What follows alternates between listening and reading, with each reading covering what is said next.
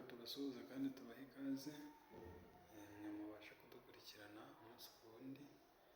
Tunejejwe cyane no kubana namwe muri uyu mwanya. Turagira ngo tubabwire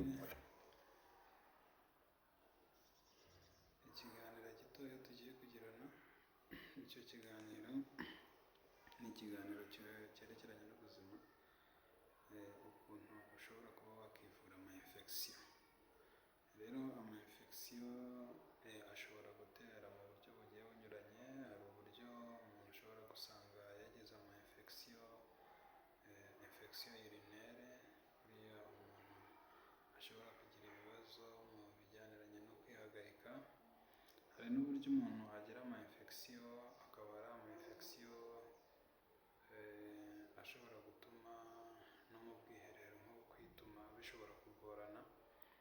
Rero iyo wagize ama infection y'ubwoko bugiye butandukanye, hari ibintu bishobora kugufasha.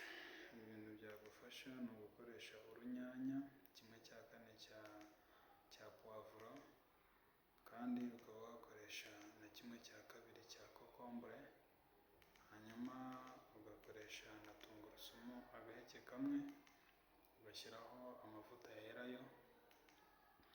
Ibyo ngibyo ku mavuta ya elayo uba ushobora gukoresha ikiyiko kimwe. Ibyo bintu biragufasha cyane, bivura ama infection y'ubwoko bwinshi.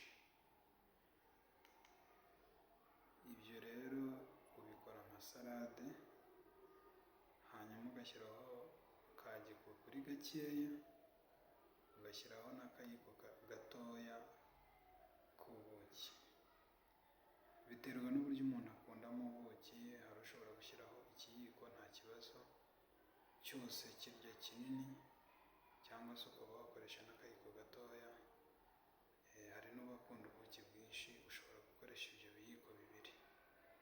Hanyuma iyo salade ukayikora 3 mu cyumweru, ukarangiza ukwezi.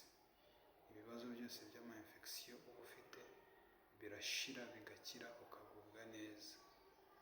Kandi uyu muti tubabwiye uba ushobora kunganira n'abantu bafite ibibazo by'indwara zandura nka sida, bishobora gutuma abasirikare b'umubiri biyongera, ndetse n'izindi ndwara zigiye zikomeye nk'ama hepatite.